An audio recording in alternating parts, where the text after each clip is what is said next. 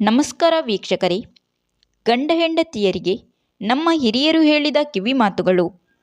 ಮನೆಯಲ್ಲಿ ದಂಪತಿಗಳ ಜಗಳ ಮತ್ತು ಅದರ ಪರಿಣಾಮ. ಸ್ತ್ರೀಗೆ ಕಷ್ಟ ಇರುತ್ತದೆ, ನೋವು ಇರುತ್ತದೆ, ಅಳಲೇಬಾರದು ಅಂತ ಅಲ್ಲ. ಮನೆಯ ಹೆಣ್ಣು ಎಷ್ಟು ಖುಷಿಯಾಗಿರುತ್ತಾಳೋ ಅಷ್ಟು ಮನೆ ಅಭಿವೃದ್ಧಿಯಾಗುತ್ತದೆ. ಜಗಳ ಆಡಲೇಬಾರದು ಅಂತಲ್ಲ, ಮಾತಿ ಮಾತಿಗೂ ಜಗಳ ಬೇಡ ಅಂತ. ಮನೆಯಲ್ಲಿ ಬೆಳಿಗ್ಗೆ ಜಗಳವಾಡಿದರೆ ಜೀವನದಲ್ಲಿ ಜಿಗುಪ್ಸೆ, ಮನೆ ಬಿಟ್ಟು ಹೋಗೋ ಮನಸ್ಸು, ಜೀವನ ಸಾಕು ಅನ್ನೋ ಅಷ್ಟು ಬೇಸರವಾಗುತ್ತದೆ. ಮಧ್ಯಾಹ್ನ ಜಗಳವಾಡಿದರೆ ಉಗ್ರ ಕೋಪವಂತರಾಗುತ್ತಾರೆ, ವಿಚ್ಛೇದನ ಸಮಸ್ಯೆ ಉಂಟಾಗುತ್ತದೆ, ಗಂಡ ಹೆಂಡತಿ ದೂರವಾಗಲೂಬಹುದು. ಸಂಜೆ ಹೊತ್ತು ಜಗಳವಾಡಿದರೆ ಮನೆಯ ಅಭಿವೃದ್ಧಿ ಕುಂಠಿತವಾಗುತ್ತದೆ, ಮಹಾಲಕ್ಷ್ಮಿಯು ಮನೆ ಬಿಟ್ಟು ಹೋಗಲೂಬಹುದು, ದಾರಿದ್ರ್ಯ ಜೀವನ ಅನುಭವಿಸುವಿರಿ.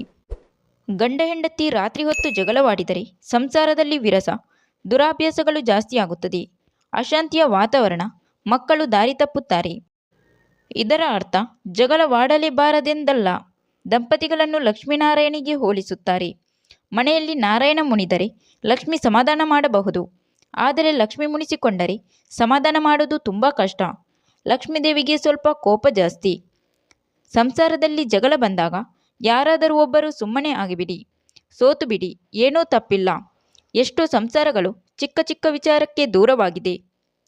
ಮನೆಯ ಗೃಹಿಣಿ ನೊಂದು ಏನಾದರೂ ಅಂದರೆ ಅದು ಖಂಡಿತ ಶಾಪವಾಗುತ್ತದೆ, ವಂಶವೇ ನಾಶವಾಗುತ್ತದೆ.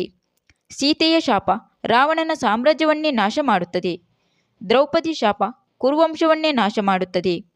ಆದ್ದರಿಂದ ಸ್ತ್ರೀಯರನ್ನು ಗೌರವಿಸಿ ಚೆನ್ನಾಗಿ ನೋಡಿಕೊಳ್ಳಿ, ತಪ್ಪಿದರೆ ಹೇಳಿ ತಿದ್ದುಕೊಳ್ಳುವ ಹಾಗೆ ಮಾಡಿ. ಸ್ತ್ರೀಯರಿಗೆ ಹಿರಿಯರ ಕಿವಿಮಾತುಗಳು. ಸ್ತ್ರೀಯರು ಯಾವುದೇ ವಿಷಯವನ್ನು ತೆಗೆದುಕೊಂಡು ಅದರಲ್ಲಿ ಜಗಳ ಆಡುವುದು, ಕಣ್ಣೀರು ಹಾಕುವುದನ್ನು ಮಾಡಬಾರದು.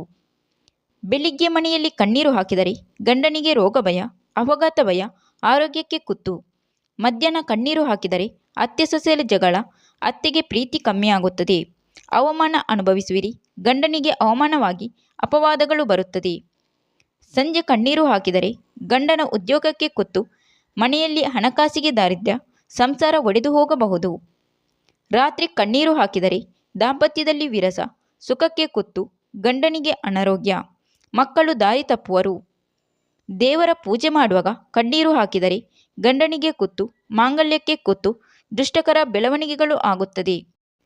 ಊಟ ಮಾಡುವಾಗ ಕಣ್ಣೀರು ಹಾಕಿದರೆ ಆ ಮನೆಯಲ್ಲಿ ಎಷ್ಟೇ ಸಂಪತ್ತು ಇದ್ದರೂ ಆ ಮನೆಯು ದಾರಿದ್ರ್ಯ ಮನೆಯಾಗುತ್ತದೆ, ಗಂಡನ ಉದ್ಯೋಗ ನಷ್ಟವಾಗುತ್ತದೆ, ಸಂಸಾರ ಛಿದ್ರವಾಗಬಹುದು. ಅಳಲೇಬಾರದು ಎಂದಲ್ಲ, ಸ್ತ್ರೀ ಕಣ್ಣೀರು ಹಾಕಿದರೆ ಎಂದಾದರೂ ಅದು ಶಾಪವೇ. Thank you for watching. Video ಇಷ್ಟ ಆದರೆ ಒಂದು ಲೈಕ್ ಮಾಡಿ, ವಿಡಿಯೋನ ಎಲ್ಲರಿಗೂ ಶೇರ್ ಮಾಡಿ, ಚಾನಲ್ನ ತಕ್ಷಣ ಸಬ್ಸ್ಕ್ರೈಬ್ ಮಾಡಿ.